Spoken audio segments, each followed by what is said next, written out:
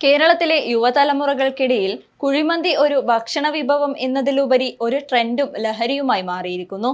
സുഗന്ധവ്യഞ്ജനങ്ങളുടെ രുചിയും കുഴികളിൽ വിറകടുപ്പിൽ വേവിച്ചെടുക്കുന്ന മാംസത്തിന്റെ പ്രത്യേകതയുമാണ് ഇതിന്റെ പ്രധാന ആകർഷണം. സുഹൃത്തുക്കൾ ഒത്തുകൂടുമ്പോൾ ഏറ്റവും ആദ്യം തിരഞ്ഞെടുക്കുന്ന ഭക്ഷണമായി കുഴിമന്തി മാറി. എന്നാൽ കുഴിമന്തി പ്രേമികൾക്കുള്ള ഒരു മുന്നറിയിപ്പാണ് കഴിഞ്ഞ ദിവസം കൊച്ചിയിൽ റിപ്പോർട്ട് ചെയ്ത ഭക്ഷ്യവിഷബാധ.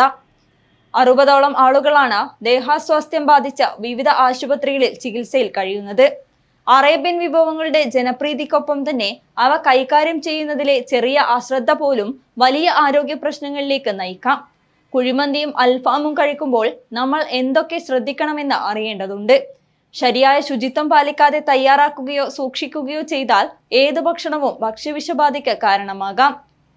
പ്രത്യേകിച്ച് ചിക്കൻ, അരി, മയോനൈസ് പോലുള്ള ഘടകങ്ങൾ ശരിയായ രീതിയിൽ കൈകാര്യം ചെയ്യാത്തതാണ് അപകട സാധ്യത വർദ്ധിപ്പിച്ചിരിക്കുന്നത്.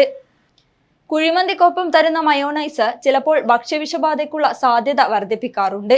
പച്ചമുട്ടയുടെ മഞ്ഞക്കരു ഉപയോഗിച്ചുണ്ടാക്കുന്ന മയോനൈസ് മണിക്കൂറുകളോളം പുറത്തുവെക്കുമ്പോൾ അതിൽ സാൽമോണല്ല പോലുള്ള ബാക്ടീരിയകൾ അതിവേഗം വളരുന്നു. ഇത് കടുത്ത വയറിളക്കത്തിനും ഛർദിക്കും കാരണമാകാം. കുഴിമന്തിയിൽ ഉപയോഗിക്കുന്ന ചിക്കൻ ശരിയായി വേവിച്ചില്ലെങ്കിൽ അതിൽ അപകടകരമായ ബാക്ടീരിയകൾ നിലനിൽക്കാം. പാകം ചെയ്ത ഇറച്ചി 5 ഡിഗ്രി സെൽഷ്യസിനും 60 ഡിഗ്രി സെൽഷ്യസിനും ഇടയിലുള്ള താപനിലയിൽ 2 മണിക്കൂറിൽ കൂടുതൽ വെക്കാൻ പാടില്ല. ഇവ വയറിളക്കം, ഛർദി, പനി, വയറുവേദന എന്നിവയ്ക്ക് കാരണമാകും. ഫ്രീസറിലിരിക്കുന്ന വലിയ ചിക്കൻ കഷ്ണങ്ങൾ ശരിയായി തണുപ്പ് മാറ്റാതെ പെട്ടെന്ന് വേവിച്ചെടുക്കുമ്പോൾ ഇതിന്റെ ഉൾഭാഗം വേവാതെ വരികയും ബാക്ടീരിയകൾ നശിക്കാതിരിക്കുകയും ചെയ്യും. കുഴിമന്തി പല ഹോട്ടലുകളിലും മുൻകൂട്ടി വലിയ അളവിൽ തയ്യാറാക്കാറുണ്ട്. 2 മണിക്കൂറിലധികം സാധാരണ താപനിലയിൽ വെച്ചാൽ ബാക്ടീരിയകൾ വേഗത്തിൽ വളരാൻ തുടങ്ങും. പ്രത്യേകിച്ച് അരിയും ചിക്കനും ചേർന്ന ഭക്ഷണങ്ങളിൽ ഈ അപകടം കൂടുതലാണ്. അരി വേവിക്കാനോ പാത്രങ്ങൾ കഴുകാനോ ഉപയോഗിക്കുന്ന വെള്ളം ശുദ്ധമല്ലെങ്കിൽ അതും രോഗാണുക്കൾ പകരാൻ കാരണമാകും.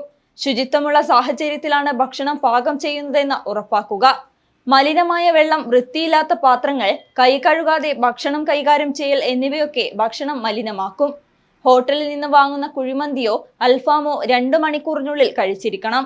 ഫോയിൽ പേപ്പറിൽ പൊതിഞ്ഞ ചൂടുള്ള മന്തി വണ്ടിയിലോ റൂമിലോ മണിക്കൂറുകളോളം വെച്ചിരുന്നാൽ അത് വിഷാംശമാകാൻ സാധ്യത വളരെ കൂടുതലാണ്. ചിക്കന്റെ ഉൾഭാഗം ചുവന്നിരിക്കുകയോ കഴിക്കുമ്പോൾ ഒരു വഴുക്കൽ അനുഭവപ്പെടുകയോ ചെയ്താൽ അത് കഴിക്കാതിരിക്കാൻ ശ്രദ്ധിക്കുക. അത്തരത്തിൽ നിരവധി കാര്യങ്ങൾ ഈ ഭക്ഷണം കഴിക്കുമ്പോൾ ശ്രദ്ധിക്കേണ്ടതുണ്ട്. യുവതലമുറയുടെ കുഴിമന്തി പ്രേമം വലിയ അപകട സാധ്യതകൾ ഉള്ളതാണെന്ന തിരിച്ചറിവുണ്ടാവണം.